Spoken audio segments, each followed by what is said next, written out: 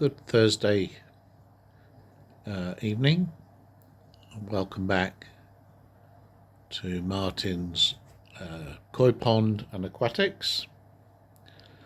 And I thought I'd do a short update on the reef tank, the 6-foot reef tank, which is about 8 weeks old now.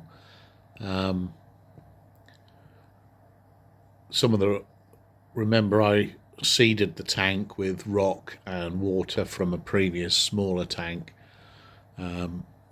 so it got a bit of a head start, and to be honest it's going really well. Not wanting to jinx it, the fish and corals and snails are all doing great. I've even had the snails spawning in the tank, and I've got absolutely loads of baby snails on the rock, which too small really to show you. You can see a couple of the adults on the back glass near the yellow tank. So what have we got in here? Well, we've got a variety of reef fish and some soft corals. So I've kept the corals to what are commonly known as beginner, easy, low maintenance corals. And one of the reasons I've done that is I don't want to be worrying about keeping my calcium and magnesium and alkalinity and pH and all those things at certain levels that some of the more demanding corals of the stony variety require.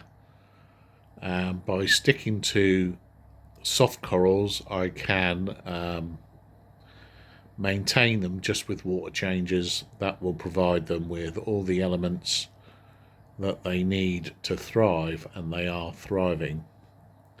I've also been buying aquacultured corals, so all these corals have been grown in tanks, they've never seen the sea, and I've not spent more than £25 on an individual coral. So I'm keeping it to a fairly low budget, and it's going really nicely. I've got some very nice corals, and I've also got some very nice fish. Now with the fish, the budget's been a bit higher. I think £65 is the most expensive fish in the tank. We have a couple of common clownfish which were in my previous tank, you probably remember them. A regal tang, also known as a dory after the famous film. That is doing really well, but I got that as a really tiny aquacultured baby, and it's tripled in size in sort of 8 weeks. The yellow coloured tang is what's known as a mimic tang. Now, the price of yellow tangs skyrocketed when Hawaii banned the export of reef fish, and that's where the yellow tang comes from. This is a mimic tang. It mimics a yellow dwarf angelfish when it's young, and then develops into what's known as a chocolate tang when it's older, so it'll be a yellowy brown colour as an adult. I have kept the adults before. I do like them, so I was quite happy to go for that type of tang. I've got a yellow wrasse, which is the yellow thin fish on the right hand side of the tank. What other fish have we got that we can tell you about? There's a dark blue one bobbing around. Try and point to it just there. That's a chisel-tooth wrasse. Now, I'd never seen one before in the hobby, and I've been keeping marine fish on and off for 20 years. So when I saw it, I was fascinated by it. Saw that it has a juvenile colour of of blue, but an adult colour of a really deep burgundy red. So it does grow quite big, but this is a big tank, so it should be alright in here. And it's just starting to change to its adult form, so the red is just starting to come through. So it's going to be fascinating watching that grow. This is a queen chorus or Formosa wrasse. Now they get very big, over a foot. So that's going to be a really big fish eventually. But it's relatively slow growing and it's very peaceful at the minute. It's not causing any problems. What it's doing at the minute is it's digging in the sand looking for little worms and microorganisms, which it spends nearly all day feeding on. But it does eat the frozen mysis shrimp and brine shrimp that I put in the tank for the fish. Now somewhere in the tank is a emperor angel, an emperor angel juveniles. I'll zoom in on him. Are absolutely spectacular. There he goes behind the rock. They have a mixture of blue, black, there he comes, and white sort of semicircle marks to full circles. This is the juvenile colour. Again, this is a fish that will grow to be a foot long. It's got into the reflections at the minute.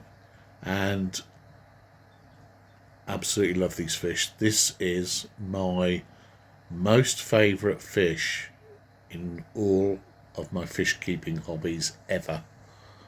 So when I restarted the Fiat tank as a marine tank after a 3 to 4 year break, I had to have one. Now they are not known to be particularly coral safe, especially soft corals, so this is one of the reasons I'm not spending lots of money on the corals, because I think I'll get away with keeping them as the mimic.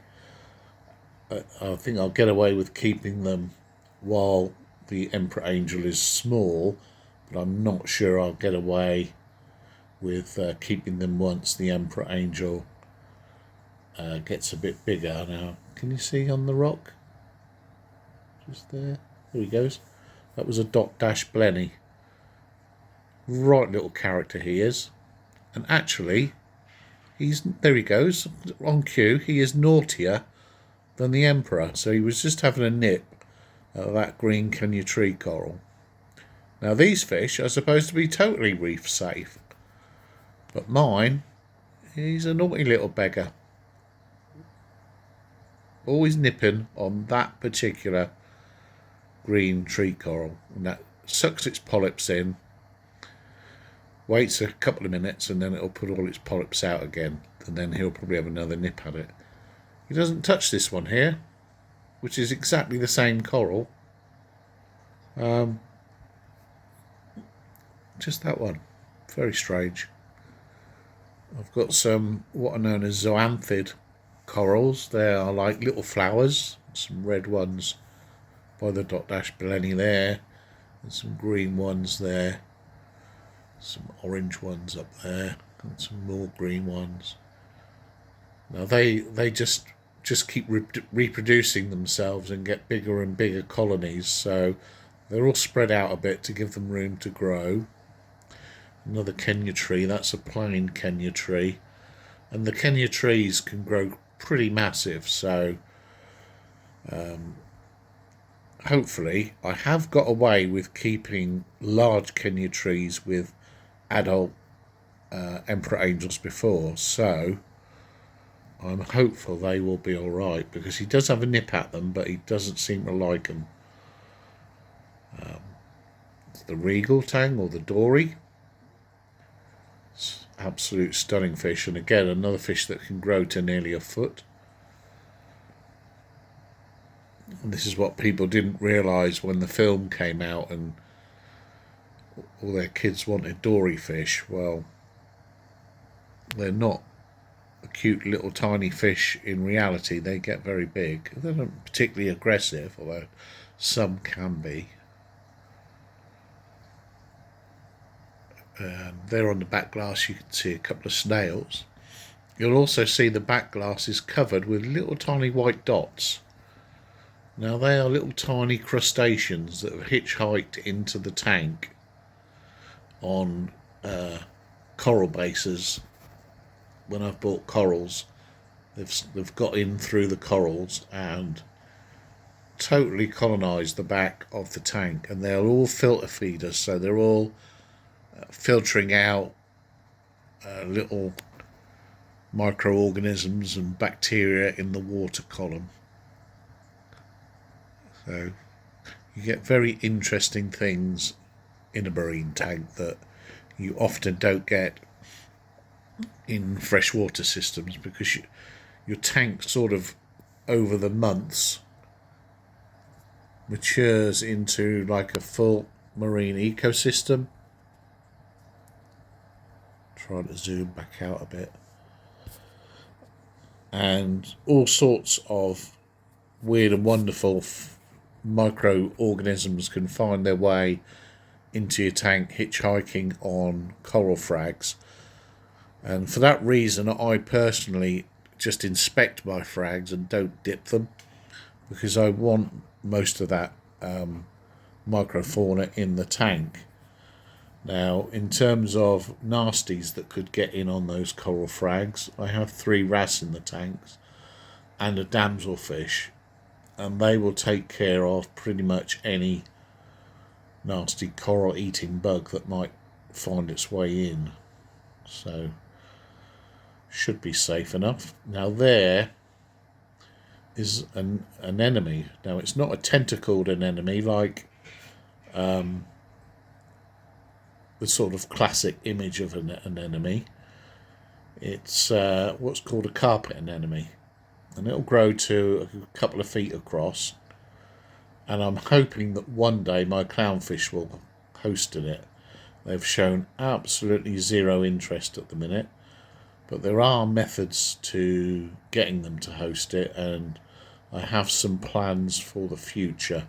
I'm not too fussed about it at the minute while it's still young, because clowns can love their anemones to death almost. So eventually, hopefully, they'll host in the anemone and have the full symbiotic relationship.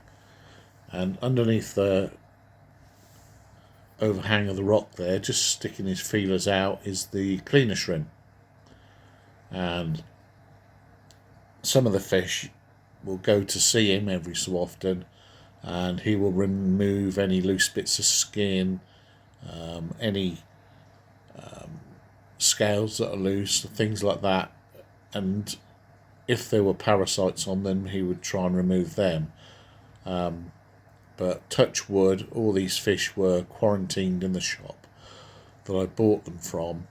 So thus far we have no parasites in the tank, and I hope it will stay that way.